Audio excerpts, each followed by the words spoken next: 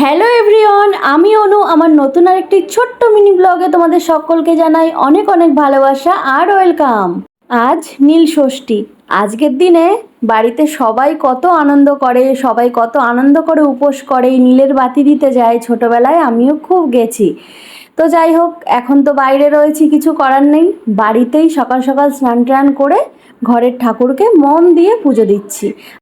আসলে কথায় আছে, মন থেকে তুমি যেখানে থেকেই স্মরণ করো, ভগবান ঠিক তোমার ডাকে সাড়া দেবে।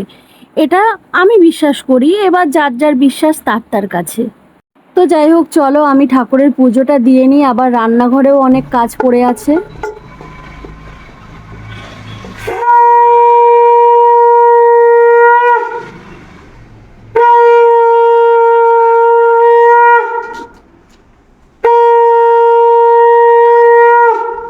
আজ জানো তো, আমি অনেক সকাল সকাল ঘুম থেকে উঠেছিলাম, ওই প্রায় 5:30 নাগাদ। কিন্তু ফোন দেখতে দেখতে আমি আবার ঘুমিয়ে পড়ি, যে কারণে ঘুম থেকে উঠতে উঠতে 9টা বেজে গেছে।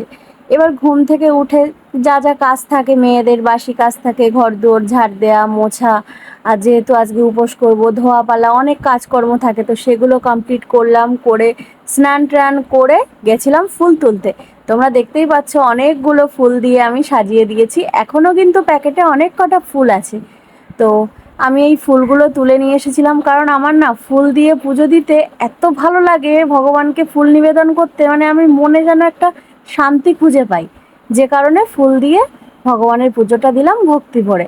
আর এই যে বাইরে চলে এসেছি, বাইরে তুলসী গাছে তো আজকে জল দেওয়া যাবে না, আজকে রবিবার। তো ভাবলাম যে একটু ফুল দিই আর একটু ধূপ দেখিয়ে দিই। সে কারণে একটু তুলসী গাছের গোড়ায় একটু ফুল দিয়ে দিচ্ছি আর একটু ধূপ দিয়ে দেবো। তো চলো বন্ধুরা, আজকের ভিডিওটা কিন্তু এই পর্যন্তই, আর বেশি বড় করলাম না। ছোট্ট একটা মিনি ব্লগ, ভিডিওর শুরুতেই আমি বলেছি। তো আজকের ব্লগটা কেমন লাগলো জানিও। সকালবেলা ঠাকুরের পুজো দেওয়াটাই তোমাদের সাথে শেয়ার করলাম। তো এবার যাব রান্নাঘরে। রান্নাঘরে অনেক কাজ পড়ে আছে, জানো তো আজকে ষষ্ঠী করেছি, নীল ষষ্ঠী। তো নীলের উপোস করছি যখন কি কি রান্না হয়, অনেকের বাড়িতেই হয় জানো।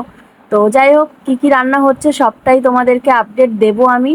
তো সবাই সাবধানে থেকো, ভালো থেকো। চলো সবাইকে টাটা।